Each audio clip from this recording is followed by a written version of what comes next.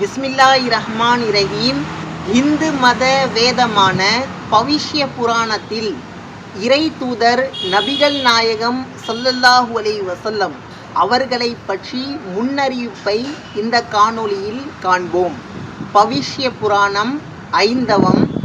வேதங்களை எழுதிய வேதவியாசர் தாம் எழுதிய பவிஷ்ய புராணத்தில் இவ்வாறு குறிப்பிடுகின்றார். तस्मिन्नन्तरे म्लेच्छा आचार्येण समन्विताः मुहम्मदम् इति ख्याता शिष्यशाखा समन्विता रूपच्छैव महादेवम् मरुस्थल निवासिनम्. ஒரு அந்நிய பாஷையை சார்ந்தவர் தமது சீடர்களுடன் வருவார். அவரின் பெயர் முஹந்தம் என்றும் அவர் பாலைவனத்து பகுதியை சார்ந்தவர் என்றும் குறிப்பிடப்பட்டுள்ளது.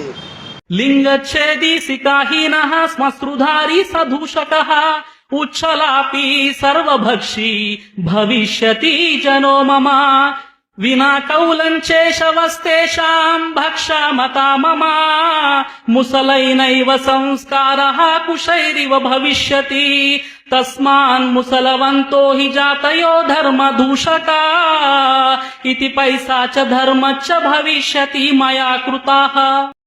லிங்க சஷ்டி என்றால் அவர் விருத்த சேதனம் செய்திருப்பார் என்றும், சிகாஹி நகா என்றால் அவர் தலையில் குடிமி இருக்காது, முகத்தில் தாடி இருக்கும் என்றும், உச்சலாப்பி என்றால் அவர் உரத்த குரலில் பாங்கு சொல்பவராக தொழுகைக்கு அழைப்பு விடுவிப்பவராக இருப்பார் என்றும், சுற்று பக்ஷி என்றால் சைவம் மற்றும் அசைவ உணவுகளை உண்பவராக இருப்பார் என்றும், உசலை நைனா சம்சகர்ரஹா என்றால் அவர்கள் முஸ்லிம்கள் என்று அழைக்கப்படுவார்கள் என்றும், ஓ போஜராஜனே, நானே அவருக்கு தாசன் ஆகிவிடுவேன் என்பதால் நீயும் அவரின் மார்க்கத்தை பின்தொடரு என்று பவிஷ்ய புராணத்தில் வேதவியாசர் குறிப்பிடுகின்றார்.